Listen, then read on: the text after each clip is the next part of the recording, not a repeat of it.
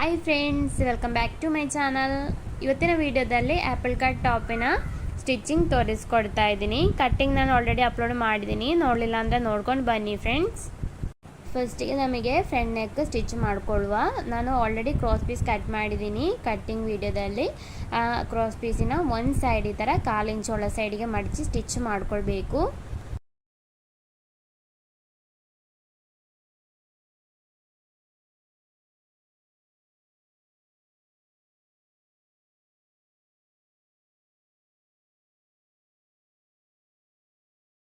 ಈ ಥರ ಸ್ಟಿಚ್ ಮಾಡಿ ಆದ ಮೇಲೆ ನಮಗೆ ನೆಕ್ಕಿಗೆ ಕ್ರಾಸ್ ಪೀಸ್ ಇಟ್ಟು ಸ್ಟಿಚ್ ಮಾಡ್ಕೊಳ್ಳುವ. ನೆಕ್ಕಿನ ಹೊರ ಸೈಡಿಗೆ ಕ್ರಾಸ್ ಪೀಸಿನ ಹೊರ ಸೈಡ್ ಈ ಥರ ಇಟ್ಟು 1/4 ಇಂಚು ಬಿಟ್ಟು ಸ್ಟಿಚ್ ಮಾಡ್ಕೊಳ್ಬೇಕು.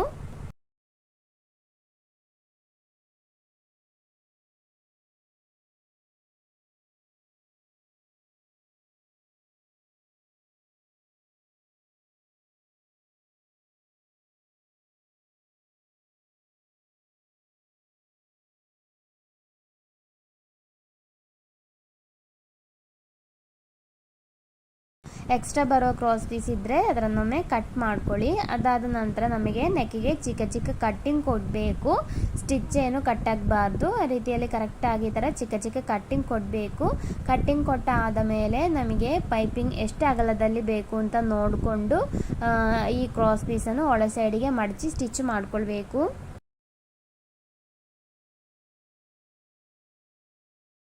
ಈ ರೀತಿ ಪರ್ಫೆಕ್ಟಾಗಿ ಒಳ ಸೈಡಿಗೆ ಮಡಚಿ ಸ್ಟಿಚ್ ಮಾಡ್ಕೊಳ್ಳಿ. ತುಂಬ ಅಗಲದಲ್ಲಿ ಬೇಡ, ಈ ಒಂದು ಬಟ್ಟೆ ಈ ಸೈಡಿಗೆ ಬರಬೇಕು. ಈ ರೀತಿಯಲ್ಲಿ ಇಟ್ಟು ಈ ಥರ ಇರೋ ಬಟ್ಟೆ ಒಳ ಸೈಡಿಗೆ ಮಡಚಿ ಸ್ಟಿಚ್ ಮಾಡ್ಕೊಳ್ಳಿ. ನಾವು ಇಲ್ಲಿ ಸ್ಟಿಚ್ ಮಾಡುವಾಗ ಪೈಪಿಂಗಿನ ಮೇಲ್ಗಡೆ ಸ್ಟಿಚ್ ಬೀಳಬಾರ್ದು, ಅದರ ಸೈಡಲ್ಲಿ ಸ್ಟಿಚ್ ಬರಬೇಕು. ಆ ರೀತಿಯಲ್ಲಿ ಕರೆಕ್ಟಾಗಿ ಈ ಥರ ಇಟ್ಟು ಸ್ಟಿಚ್ ಮಾಡ್ಕೊಳ್ಳಿ. ಪೂರ್ತಿ ಇದೇ ರೀತಿಯಲ್ಲಿ ಸ್ಟಿಚ್ ಮಾಡ್ಕೊಳ್ಳಿ.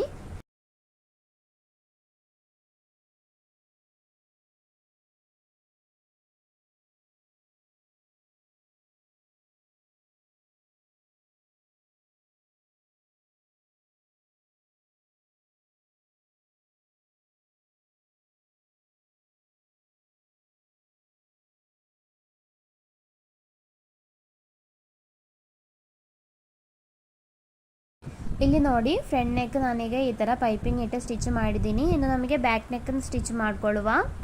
ಬ್ಯಾಕ್ ನೆಕ್ ಸ್ಟಿಚ್ ಮಾಡಲಿಕ್ಕಿರೋ ಕ್ರಾಸ್ ಪೀಸನ್ನು ನಾನು ಆಲ್ರೆಡಿ ಜಾಯಿಂಟ್ ಮಾಡಿದ್ದೀನಿ.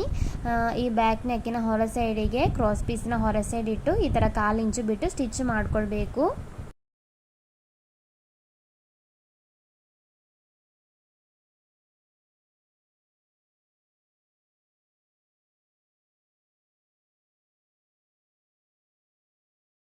ಈ ಥರ ಸ್ಟಿಚ್ ಮಾಡಿ ಆದ ಮೇಲೆ ಎಕ್ಸ್ಟ್ರಾ ಕ್ರಾಸ್ ಪೀಸ್ ಬರೋದಿದ್ರೆ ಕಟ್ ಮಾಡ್ಕೊಳ್ಳಿ. ಅದಾದ ನಂತರ ನೆಕ್ಕಿಗೆ ಈ ಥರ ಚಿಕ್ಕ ಚಿಕ್ಕ ಕಟ್ಟಿಂಗ್ ಕೊಡಬೇಕು. ಇನ್ನು ಈ ಪೀಸಿನ ಬ್ಯಾಕ್ ಪೀಸಿನ ಹೊರ ಸೈಡಿಗೆ ಫ್ರಂಟ್ ಪೀಸಿನ ಹೊರ ಸೈಡ್ ಇಡಿ.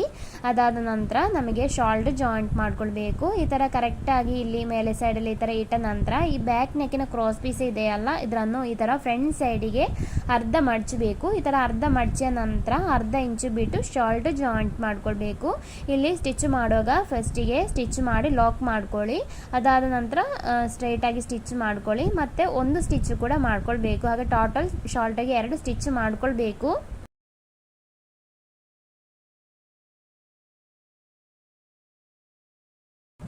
ಆಚೆ ಸೈಡ್ ಶೋಲ್ಡರ್ ಕೂಡ ಇದೇ ರೀತಿಯಲ್ಲೇ ಸ್ಟಿಚ್ ಮಾಡ್ಕೊಳ್ಳಿ. ನಂತರ ಎಕ್ಸ್ಟ್ರಾ ಬಟ್ಟೆ ಬರೆದಿದ್ರೆ ಈ ಥರ ಕಟ್ ಮಾಡಿ ಲೆವೆಲ್ ಮಾಡ್ಕೊಳ್ಳಿ.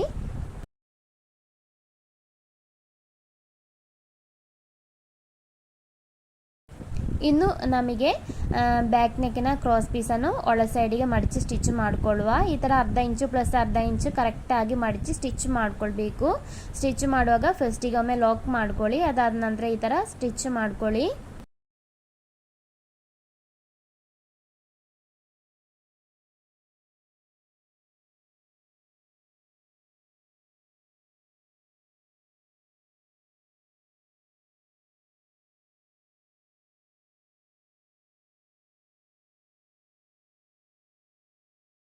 ಸ್ಟಿಚ್ ಮಾಡಿ ಆದ ಮೇಲೆ ನಮಗೆ ಸೈಡಲ್ಲೆಲ್ಲ ಎಕ್ಸ್ಟ್ರಾ ಬಟ್ಟೆ ಈ ಥರ ಬರೋದಿದ್ರೆ ಅದನ್ನು ಜಸ್ಟ್ ಒಮ್ಮೆ ಕಟ್ ಮಾಡಿ ಲೆವೆಲ್ ಮಾಡ್ಕೊಳ್ಬೇಕು.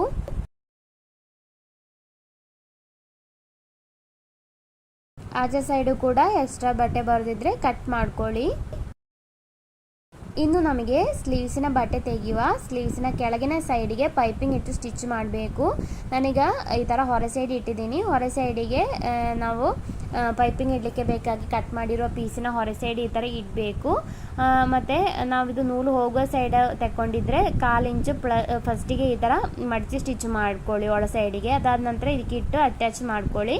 ಇದೀಗ ನೂಲು ಹೋಗೋದ ಸೈಡು ನಾನೀಗ ತಗೊಂಡಿರೋದು, ಹಾಗಾಗಿರೋ ಕಾರಣ ಸೈಡು ಸ್ಟಿಚ್ ಮಾಡೋದಿಲ್ಲ. ಈ ಥರ ಡೈರೆಕ್ಟ್ ಇಟ್ಟು ಸ್ಟಿಚ್ ಮಾಡ್ತಾ ಇದ್ದೀನಿ. ಹೊರ ಸೈಡ್ ಇಟ್ಟು ಈ ಥರ 1/4 ಇಂಚು ಬಿಟ್ಟು ಸ್ಟಿಚ್ ಮಾಡ್ಕೊಳ್ಳಿ.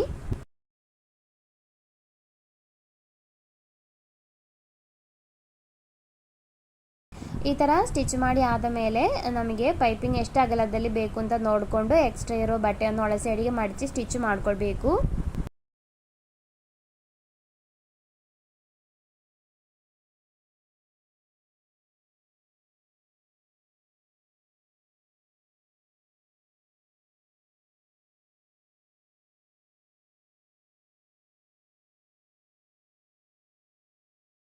ಈ ಥರ ಪೈಪಿಂಗ್ ಇಟ್ಟು ಸ್ಟಿಚ್ ಮಾಡಿ ಆದ ಮೇಲೆ ನಮಗೆ 1/2 ಇಂಚು ಬಿಟ್ಟು ಒಂದು ಸ್ಟಿಚ್ ಕೂಡ ಮಾಡ್ಕೊಳ್ಳುವ. ನಿಮಗೆ ನೆಕ್ಕಿಗೂ ಬೇಕಿದ್ರೆ ಈ ಥರ 1/2 ಇಂಚು ಬಿಟ್ಟು ಒಂದು ಸ್ಟಿಚ್ ಕೂಡ ಮಾಡ್ಬೋದು.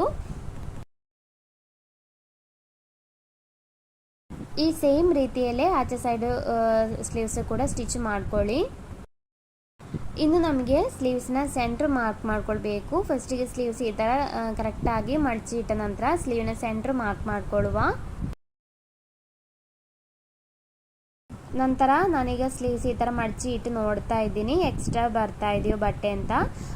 ನಮಗೆ 4.25 ಇಂಚು ಸ್ಲೀವಿನ ಲೆಂಗ್ತ್ ಬೇಕಾಗಿರೋದು, ಪ್ಲಸ್ 1/2 ಇಂಚು ಹೊಲಿಗೆ ಅಂಶ ಬೇಕಾಗಿರೋದು, ಪ್ಲಸ್ ನಮಗೆ ಇಲ್ಲಿ ಒಂದು 1/4 ಇಂಚು ಎಕ್ಸ್ಟ್ರಾ ಇದೆ. ಆ ಎಕ್ಸ್ಟ್ರಾ ಇರೋ 1/4 ಇಂಚು ಕಟ್ ಮಾಡ್ಕೊಳ್ಬೇಕು. 1/2 ಇಂಚು ಬಿಟ್ಟ ನಂತರ ಎಕ್ಸ್ಟ್ರಾ ಇರೋ ಬಟ್ಟೆಯನ್ನು ನನಗೆ ಈ ಥರ ಕಟ್ ಮಾಡಿ ಲೆವೆಲ್ ಮಾಡ್ತಾ ಇದ್ದೀನಿ.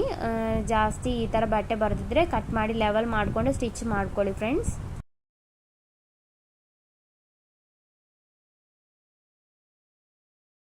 ಕಟ್ ಮಾಡಿ ಲೆವೆಲ್ ಮಾಡಿ ಆದ ಮೇಲೆ ನಮಗೆ ಇದನ್ನು ಟಾಪಿಗೆ ಅಟ್ಯಾಚ್ ಮಾಡಿಕೊಳ್ಳುವ. ಶೋಲ್ಡರ್ನ ಸೆಂಟರ್ಗೆ ಸ್ಲೀವ್ಸ್ನ ಸೆಂಟರ್ ಇಟ್ಟು 1/2 ಇಂಚು ಬಿಟ್ಟು ಸ್ಲೀವ್ಸನ್ನು ಜಾಯಿಂಟ್ ಮಾಡಿಕೊಳ್ಬೇಕು.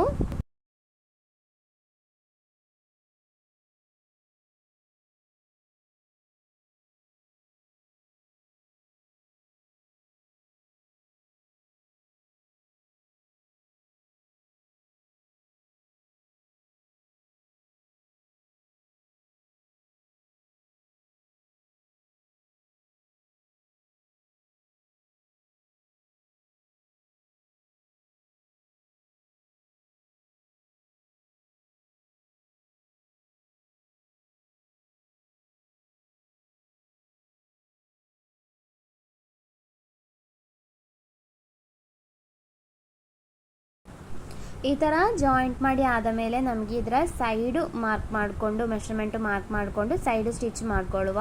ನನಗೆ ಈ ಥರ 2 ಇಡ್ತಾ ಇದ್ದೀನಿ. ಈ ಥರ ಕರೆಕ್ಟಾಗಿ 2 ಇಟ್ಟ ನಂತರ ನಮಗೆ ಪಿನ್ ಮಾಡಿಕೊಳ್ಬೇಕು. ಪಿನ್ ಮಾಡಿದ ನಂತರ ಚೆಸ್ಟಿನಲ್ಲಿಯೂ ವೇಸ್ಟಿನಲ್ಲಿಯೂ ಮತ್ತು ಹಿಪ್ಪಿನಲ್ಲಿಯೂ ಪಿನ್ ಮಾಡಿಕೊಂಡು ನಮಗೆ ಮೆಷರ್ಮೆಂಟು ಮಾರ್ಕ್ ಮಾಡ್ಕೊಳ್ಬೇಕು. ಬಟ್ಟೆ ಎಲ್ಲ ಕರೆಕ್ಟಾಗಿ ಇಡಬೇಕು ಫ್ರೆಂಡ್ಸ್, ಆಚೆ ಈಚೆ ಆಗಬಾರ್ದು. ನಾನೀಗ ಪಿನ್ ಮಾಡಿದ್ದೀನಿ. ಪಿನ್ ಮಾಡಿದ ನಂತರ ನಮಗೆ ಮೆಷರ್ಮೆಂಟು ಮಾರ್ಕ್ ಮಾಡ್ಕೊಳ್ಳುವ. ನಾವು ಈಗ ಫಸ್ಟಿಗೆ ಅಳತೆ ಟಾಪಿಂದ ಮೆಷರ್ಮೆಂಟ್ ತೆಗ್ದೀವಲ್ಲ, ಆ ಮೆಷರ್ಮೆಂಟು ಇಲ್ಲಿ ಮಾರ್ಕ್ ಮಾಡಬೇಕಾಗಿರೋದು ಚೆಸ್ಟ್ ವಿಡ್ತು 22 ಇಂಚು. ನಂತರ ಚೆಸ್ಟ್ ವಿಡ್ತು ಮಾರ್ಕ್ ಮಾಡಿ ಆದ ಮೇಲೆ ಶೇಪ್ ಲೆಂಗ್ತ್ ಮಾರ್ಕ್ ಮಾಡಬೇಕು 9 ಇಂಚು. 2 ಸೈಡಲ್ಲೂ ಮಾರ್ಕ್ ಮಾಡ್ಕೊಳ್ಬೇಕು. ಈ ಥರ 9 ಇಂಚು ಮಾರ್ಕ್ ಮಾಡ್ಕೊಳ್ಳಿ. ಅದಾದ ನಂತರ ಅಲ್ಯಾಣ ಬಿಡ್ತು ಮಾರ್ಕ್ ಮಾಡಬೇಕು 21 ಇಂಚು. ನೀವು ಮಾರ್ಕ್ ಮಾಡುವಾಗ ನಿಮ್ಮ ಅಳತೆ ಟಾಪ್ನಲ್ಲಿ ಎಷ್ಟಿದೆ ಅಂತ ನೋಡಿಕೊಂಡು ಮಾರ್ಕ್ ಮಾಡ್ಕೊಳ್ಳಿ. ನನಗೆ ಇಲ್ಲಿ ಸಿಕ್ಕಿರೋ ಅಳತೆ ಟಾಪಿನ ಮೆಷರ್ಮೆಂಟ್ ಮಾರ್ಕ್ ಮಾಡ್ತಾ ಇರೋದು. ಓಪನ್ ಲೆಂಗ್ತ್ 21 ಇಂಚಲ್ಲಿ ಸಿಕ್ಕಿರೋದು. ಅದು 2 ಸೈಡಲ್ಲೂ 21 ಇಂಚು 21.5 ಇಂಚು ಮಾರ್ಕ್ ಮಾಡ್ಕೊಳ್ಬೇಕು. ನಂತರ ಅಲ್ಯಾಣ ಬಿಡ್ತು ಮಾರ್ಕ್ ಮಾಡಬೇಕು 22 ಇಂಚು. ಈ ಥರ ನಾನೀಗ ಮಾರ್ಕ್ ಮಾಡ್ತಾ ಇದ್ದೀನಿ.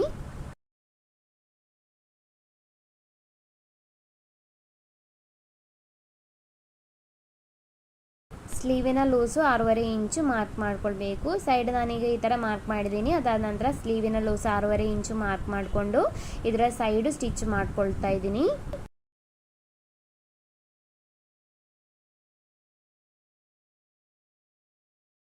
ಈ ಥರ ಸ್ಟಿಚ್ ಮಾಡಿ ಇಲ್ಲಿ ಸೂಜಿ ಕುತ್ತಿ ನಿಲ್ಲಿಸಬೇಕು. ಹಿಪ್ ಲೆಂಗ್ತಿನಲ್ಲಿ ಸೂಜಿ ಕುತ್ತಿ ನಿಲ್ಲಿಸಿ ನಂತರ ಅಲ್ಲಿ ಲಾಕ್ ಮಾಡಿಕೊಂಡು ಮೇಲೆ ಸೈಡಿಗೆ ಈ ಥರ ಸ್ಟಿಚ್ ಮಾಡ್ಕೊಳ್ಬೇಕು.